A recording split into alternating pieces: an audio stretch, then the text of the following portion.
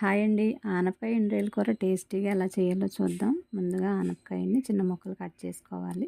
ఇప్పుడు కుక్కర్లో ఆనపకాయ ముక్కలు, 4 కట్ చేసిన పచ్చిమిర్చి చీలికలు, ఒక సన్నగా తరిగిన ఉల్లిపాయ, 2 టమాటాల ముక్కలు, కొంచెం చింతపండు, పావు స్పూన్ పసుపు, పావు స్పూన్ కారం, రుచికి సరిపడా ఉప్పు, కొద్దిగా కొత్తిమీర, చిన్న గ్లాసు వాటర్ వేసి మూత పెట్టి 3-4 విజిల్స్ వచ్చే వరకు ఉడికించుకోవాలి.